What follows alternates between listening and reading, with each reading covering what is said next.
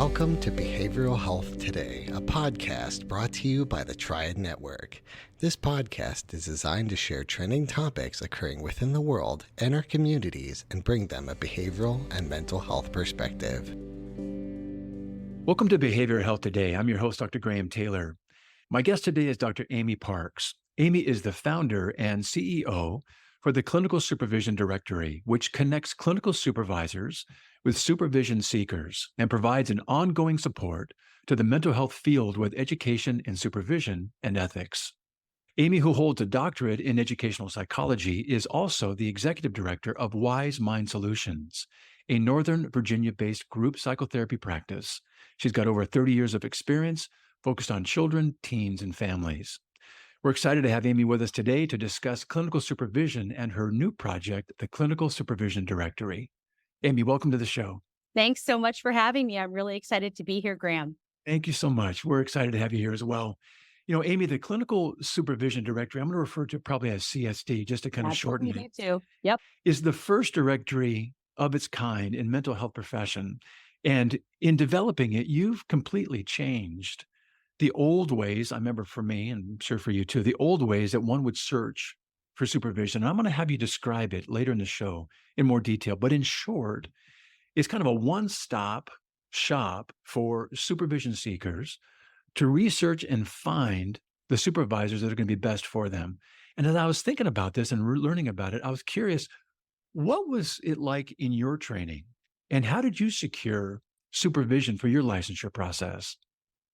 So excellent. I need that soundbite because exactly what you just said is exactly the goal, which is being a one-stop URL. And when I was coming up in my training, I had to ask a friend of a friend. So I went through my master's degree program, and I actually didn't really realize I wanted to be a licensed clinician until several years after I graduated. I went into education as a school psychologist, and then later realized I wanted to get licensed. And so I had to ask a friend of a friend, and then they asked a friend of a friend, which is how you find a really good restaurant. That's not how you find the person who's going to guide your professional career, right? That's right. I got lucky because the friend of a friend knew a good friend, but that's really kind of how I ended up finding the person who ended up doing my supervision. And I was, again, really lucky. And sometimes people land in the right place with the right supervisor at work or the right supervisor in their community placement and their internship or something. But more often than not, they graduate and they end up on their parents' couch because they don't know where to go. And as much as our universities do an amazing job of training, they don't necessarily have a responsibility really to handhold through next step. Yeah. And so from my experience, I got kind of lucky, but I meet hundreds of people every day, just like you and I, who, either were lucky or weren't lucky and went through just crazy situations where either they had a terrible match with their supervisor, or it took months and months and months for them to find a supervisor, or the supervisor that they had turned out to not actually be a licensed supervisor at all. And so that's the worst. So many horror stories I've heard. In fact, we actually did a whole series on TikTok in October around horror stories of supervision because there were so many, I could do 30 days of them. That's awful. Well, what you're raising right here is such a good reminder to us that this period in a soon-to-be licensed eligible early career practitioner is really a critical time. They've done all of this hard work. They've invested so much time, energy, sweat equity, all those things that goes into this. And they're ready to launch into an independent, practice or become an independent practitioner. But they've got to bridge one more thing. And early career practitioners, going into supervision for licensure, really, they're looking to bridge their experience in the classroom to real world independent practicing, being practitioners in an independent way. And it's such an important time. Give us a sense of the importance of this transitional period in your mind, as it sets an important foundation for one's practice, and how you see good supervision being a critical piece in this bridging from the classroom to independent practice. There's really nothing more essential than this period. I mean, I couldn't agree more. States, in our 50+1 states, so I always say that because of DC is not really a state. So in our 50+1 states, we have a varied degree of responsibilities for that period of time of training for people that are residents/associates, whatever their title is, and that varies as well. And it can range anywhere from 1,000 hours of direct service to 4,000 hours of direct service. 4,000 hours of direct service. And I guarantee you that many of those people have maybe had a maximum of 200. And that's, maybe 300 in their internship. And so it is a period of exponential growth of time, expansion of time during which they're doing direct service. And during that time, they have anywhere from 50 to 200 hours of then supervision. And that experience is very pivotal because they are no longer being supported at the university level. They're also no longer supported by a cohort of peers. They're in an experience where they are navigating new employment. They are in a role where they are fully responsible for the clients they're serving. They're no longer a student. And they are determining not only, what their role is as a new early career practitioner, a new person in the workforce. Yes. Not only that, but also how to navigate having a boss, how to navigate having someone being your clinical supervisor, your managerial supervisor, having colleagues, having, if you work with children, having parents that are overseeing you, working with collateral caregivers, all of the things that you have to navigate when you're in the mental health field. These aren't people that are merely, and not to minimize anyone else's role, but that are merely going to become accountants and read somebody's That's right. spreadsheets. These are people that are impacting the lives and well-being and holding people's potential lives in their hands. Even generationally. Critical decisions, and absolutely generationally. So there's so much impact to that. So the supervisor and the supervisor's role becomes very delicate in holding that space for that early career practitioner. An incredible responsibility. Yeah. What you just did right there was nicely capturing how a early career practitioner, as well as a supervisor, gets to kind of back up, pan out, and from a 10,000-foot view, just so appreciate what that role is about, what that transitional time is really entailing and requiring, and the importance of it. Sometimes, you went through it. I went through supervision, 2,000 hours, these kinds of things, and 4,000 hours. And when you're in it, you don't fully appreciate all of it. When you back out, pan out, or you get to look at it the way that you just described it. Someone considering being a supervisor, someone considering, who do I want to go into supervision with, appreciating all the facets of it that you just mentioned, really can help make that decision-making process something very intentional, very much more clear. And I'm thinking about, just because I'm going to talk about the supervisor here for a moment, then I'm going to come back to what should an ECP be looking at in supervision. But let's go back to the practitioner you're talking about, and this idea of how should a supervisor be thinking about their role and the importance of it. And just because one has been practicing in the field for a while, maybe even teaching, it doesn't necessarily make them a good supervisor automatically, Right. even though they've gone through. And, what are some of the qualifications and, importantly, character traits of a good supervisor? Yeah, so I think about three things when I think about the best supervisors. There's certainly skill levels that are critical, a strong sense of ethics, a clear understanding of your state laws, a very wide and deep tool bench or skill bench that you can access when your supervisee is struggling, a sense of compassion when your supervisee is struggling with yourself and with your supervisee, excellent communication skills, supportive empathy. But I think of really all of those things coming under three buckets. One of them is collaborative. One of them is a collaborator. One of them is as a consultant, and one of them is as a coach. Mm-hmm. The consultant actually is really more almost like a counselor consultant. So really, in that you're never really your supervisee's counselor, but there may be times when you do have to take on an empathetic sort of counseling tone to help uncover opportunities where potential transference or countertransference is happening and help bring some awareness of that when blinders are on or bias is occurring. And so that kind of consultant role kind of comes in there, and that coaching role kind of maybe bleeds a little bit into counseling. And Yeah, really. so, Yeah. yeah. Continue, please. No, that's what I'm thinking. So Yeah. I really kind of look at those three things and a collaborator, because really that's where how you're partnering. Yeah, really good. I think those are all wonderful piece of kind of your 3 C's, C cubed. The idea here is that some people sometimes think that supervision, consultation, and mentorship are all the same thing. They're just interchangeable words, but they're not. Because supervision has a legal component to it, doesn't it? Which is what you're talking about. You're signing off on somebody, you're responsible for somebody, and you have a legal component to this. Briefly talk about that. Then I want to go back to something you're talking about in terms of kind of the coach and the consultant piece. Talk about how those three are different: supervision, consultation, and mentorship.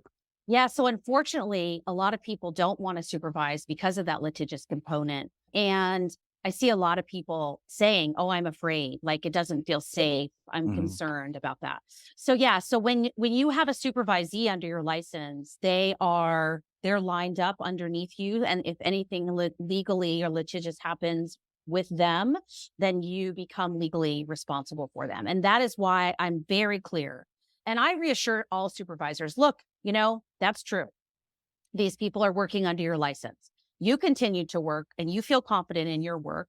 When you bring these people on, part of your responsibility is to train them in such a way that you feel confident that they are going to do the job that represents you. But that means that you actually have to do a little bit more work, meaning you have to make sure that you're clear about your ethics, which hopefully you are.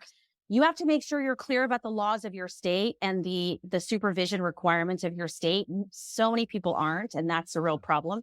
And be really clear about supervision, about communication. I had a supervisee come to me yesterday, and he said he's working with a couple parenting, and they have a contentious custody battle happening. And he said, "So I'm going to send this email," and it was pretty wordy and for lack of a better explanation, too many words. Yes. And he said, "I'm going to send this email." And I said, "Yes, you could send that, or you could send this." And my email was about 6 words. And I said, either one is fine. Generally, however, less is better.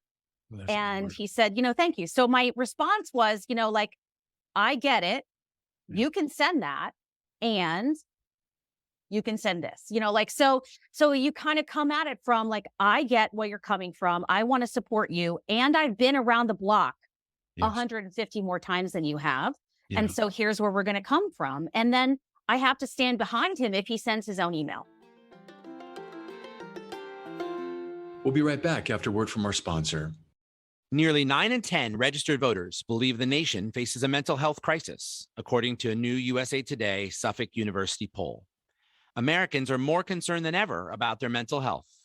Mental health first aid provides the resources and training to identify, understand, and respond to signs of mental health and substance use challenges. It provides the confidence and skills needed to offer life-saving assistance, and it provides peace of mind. Our experts provide mental health first aid training for adults, teens, caregivers, veterans, law enforcement, EMS, and school faculty. Mental health concerns are on the rise, but evidence-based training through mental health first aid can make a difference. Visit mentalhealthfirstaid.org to find a course near you, or email hello@mentalhealthfirstaid.org to schedule a training. Courses are available for individuals, groups, organizations, and companies of all sizes. Visit mentalhealthfirstaid.org and make a difference in your community.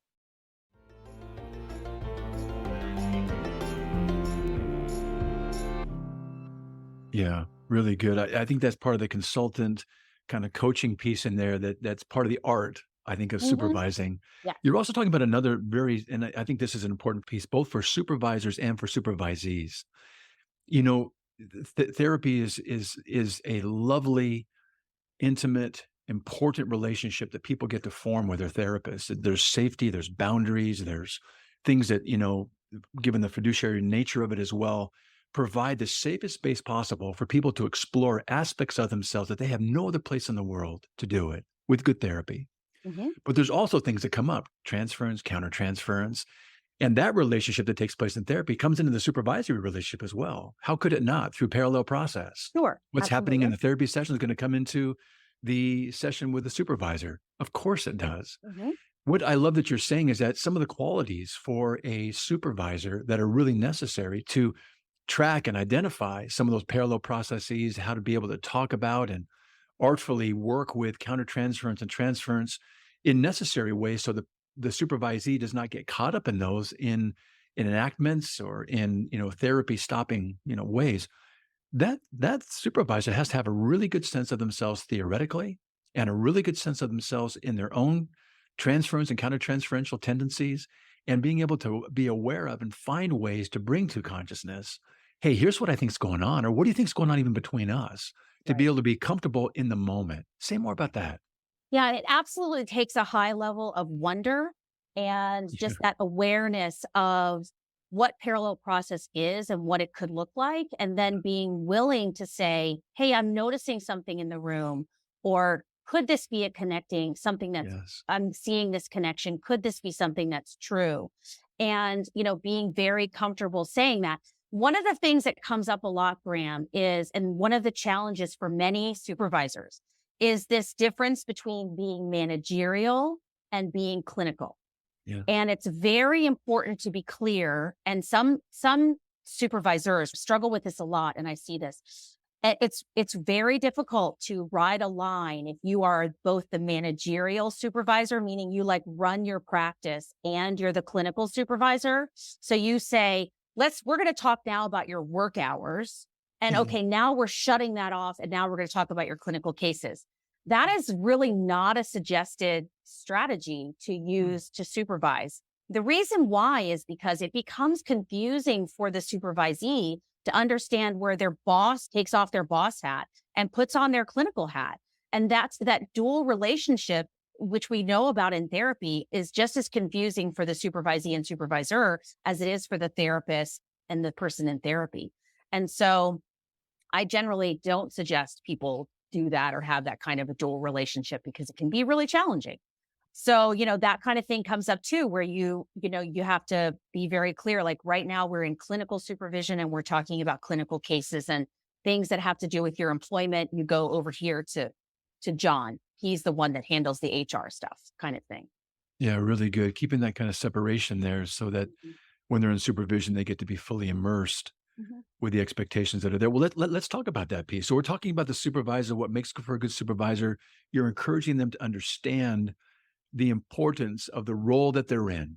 And again, even though they've been there, to be able to give forward in a way through their supervision, something to somebody that's so important to bridge this. Let's talk about the supervisee. And for those thinking about receiving good supervision, what would you be encouraging them to be looking for?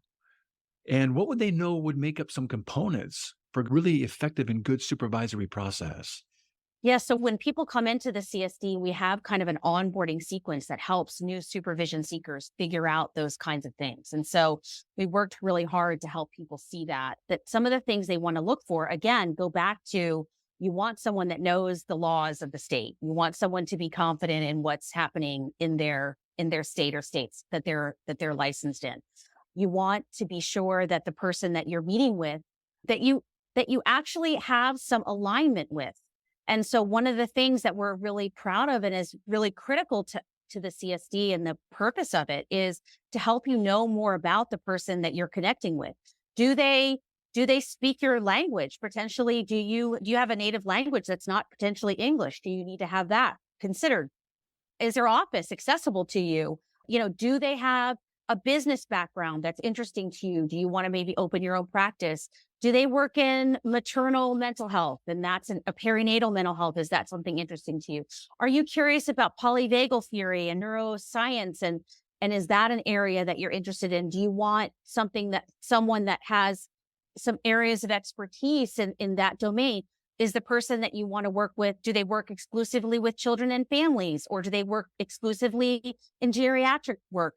Like those are Yeah. some things that, when you're looking, you don't have to know all these answers and know all these things that you're looking for, but it's great if you can have a feeling for, hey, I'm thinking that this is an area of specialty for me, and be open to to those kinds of things. So that's sort of narrowing it down, but like to broaden it out and to look at it a little bit of a bigger way, I think we want a supervision seeker that's also open to the possibilities, that's willing to be creative and open and have a beginner's mind. So they can go into it and say, hey, I'm willing to try that because you're trying to expose me to new things, new opportunities, new areas where you think I could shine. So, point me at it and let me try. Yeah, really good. I think, you're describing right there, looking for a goodness of fit. Exactly. And looking at those things very, very importantly. Does a supervisor have their act together? Do they understand the laws? Do they understand the procedures? Do they have things separated? You're also talking about, I want to be able to align myself, goodness of fit. I want to align myself with what I want to be doing down the road.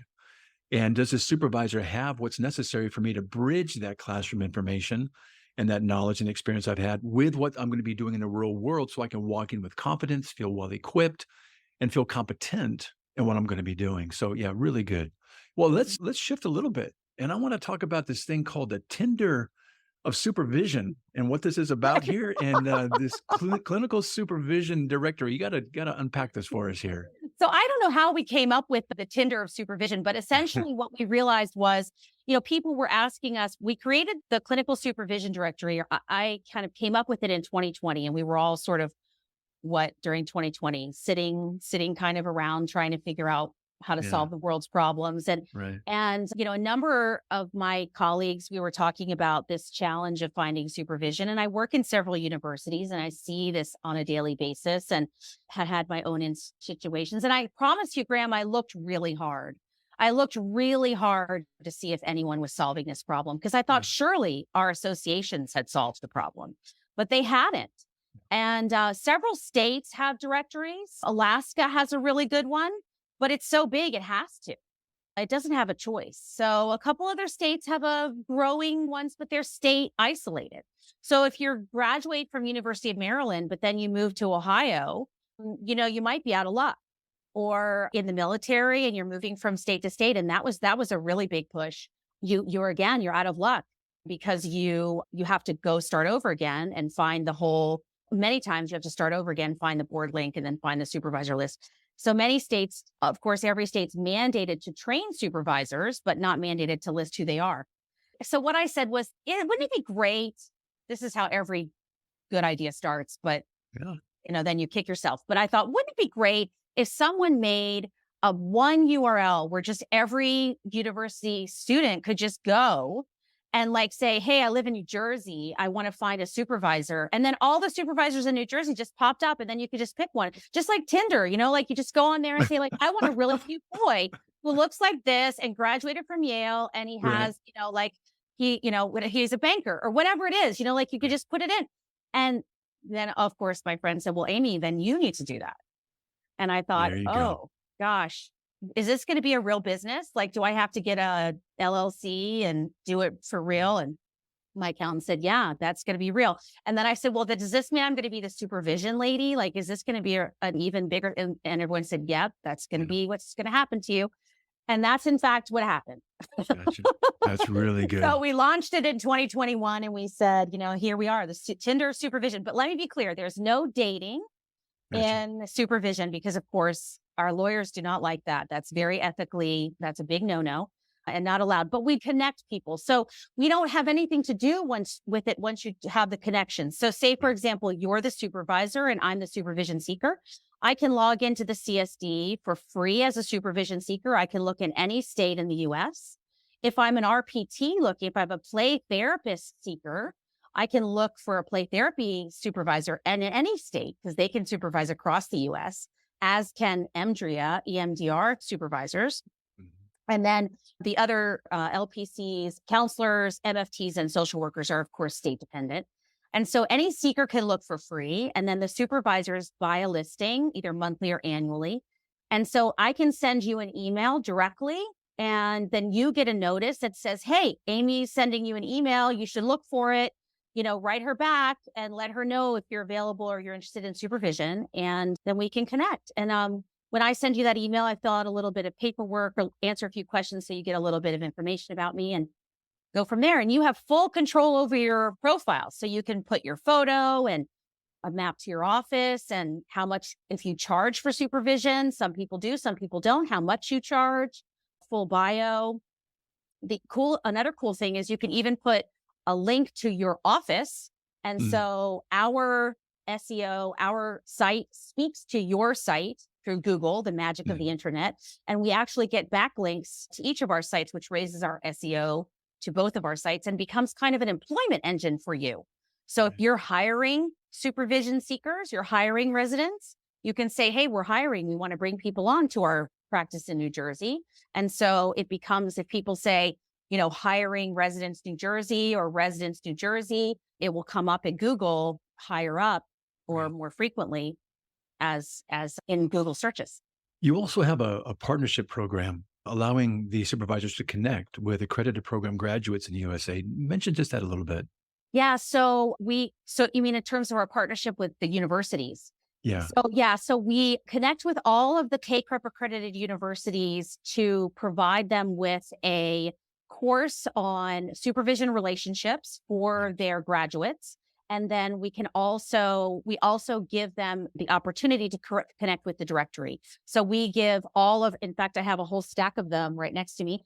We give all of the graduating students this postcard that says, this is not the exact example, but we say, congratulations, you've graduated and now you have 4,000 hours more to go of training. And we give them some stickers and some other swag, but essentially we say, and here's your next step.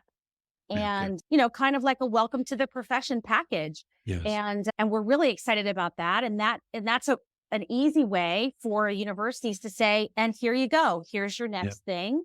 And so that's a way that we've formed a connection with our universities. And we've done that with the help of Triad. We've done that with the help of Tavera, which is a company that works with universities in supporting internships and a number of other corporate partnerships.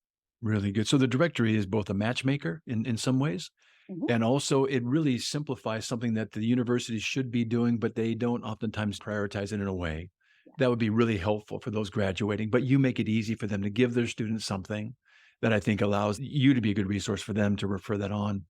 What I also like that you're doing too is, as I've learned more about this, is you're encouraging, supervision as an opportunity for those that are practitioners to look to enhance and grow and maybe branch out into new dimensions of their professional lives. And how might you encourage possible interested practitioners to think about this area of expansion? And what questions should they ask themselves? And how would they know if they were ready? Well, I'll tell you, my big dream is for every association in the US, every professional association for mental health, for counselors, for social workers, for MFTs, to provide the Clinical Supervision Directory as a value add so that we can help clinicians see that supervision is the way to help the next generation of clinicians become street ready for the exponentially growing mental health emergency, really, that we have experienced over the last several years. Really, supervision, when you have been in the field for a number of years, becomes really generative. If we look at, our generativity of our careers, it really becomes the legacy of what you're doing. And when you have been in the field for a period of time, beyond 5 years, 10 years, there's a point in time where you have so much institutional knowledge that the loss of that to our field is just tragic. Great. And, if we look back in our days, in my day, at least, I'll just age myself, but in my day when I was actually just talking to some people the other day and we were saying that, we're the people now that are writing the textbooks. We're the people that are teaching at the conferences. We're the people that are leading the big trainings and founding the theories. And, we're the OGs now, which is kind of cool and scary at the same time. But the point is that, we are the legacy. And in order for us to pass it, we have to actually train the next generation in that legacy. And so, we have a sticker, the CSD has a sticker that says supervision because one of me just isn't enough. And that's the fact of the matter is exactly that. if we don't pass on this institutional knowledge, our passions, our ethics, our skills, our compassion, our calm, our understanding of the world, then who is? That's right. It's like what you're saying. If we shy away from it, we're afraid of the legal Right. issue. We're afraid Right. we can't be that. We can't do that. So if we're together, if we do it together, it'll be okay. You know what I like about that, Amy, is that we get to see that we get to shape our future clinicians and to really having a hand in how our profession that we've worked so hard for and committed so much to and want people to reap the lifelong generational benefits of, we can be responsible and have a role in, not responsible, we can have a role in and an imprint on where it goes in the future. And I love that vision. We get to have an imprint on where this goes and a legacy that gets to be lived. Interestingly enough, right around the time when, Erickson's saying, hey, in this generativity phase of your life, what a great place to be giving forward in kind of that sage kind of a role and to take all that you've accumulated and pass it on. And I think that's a wonderful, wonderful role. Mm-hmm. I would love, Amy, for our listeners to be able to learn more about you after our podcast today, as well as the Clinical Supervisory Directory. Give us some ways that they can get a hold of you. Absolutely. The name of our directory is quite long. It is the Clinical Supervision Directory. And they can also find it at sort of a shortcut, which is the-csd.com. So that's a lot shorter and a lot less risk of misspelling. But that's the best way to find me at the-csd.com. And I'll tell you, one of the things that we pride ourselves on is that, you can find us, like you can connect right with me. I'm also on our Instagram and on our Facebook. We have courses there, and, we're really trying to connect with people at the ground level, because this is my legacy. If nobody else's, this is really mine. And so that's how they can find me. I'm also on the wisefamily.com, which is my group practice in my hometown of Alexandria, Virginia. So I'm really, of course, proud of that as well. Well done, Amy. What a great legacy you're living, and what a great way to be helping our upcoming colleagues have a really great opportunity to find a goodness of fit around some of the best supervision that they can match themselves with and go into their careers. And it's an exciting career. It's a wonderful career. We are so fortunate to be able to do this, and how supervision can be such a critical piece in that process. So it's been great to have you with us today. Thank you for being with us, and I appreciate our time together. Absolutely. Thank you so much, Graham. I enjoyed myself. Also want to thank you, our listeners, for dropping by and joining Amy and me. It's always great to have you with us as well. Regarding our episode today, I want to remind you that it and an archive of all of our episodes and resource materials can be found on our webpage at triadhq.com/BHT. Thanks again for being on the show, and we'll look forward to having you back with us next time on Behavioral Health Today. We appreciate all the support from our community, and if you like our show, one of the best ways you can support it is by giving us a 5-star rating and leaving a review. Behavioral Health Today is a podcast part of the Tribe Network, all rights reserved.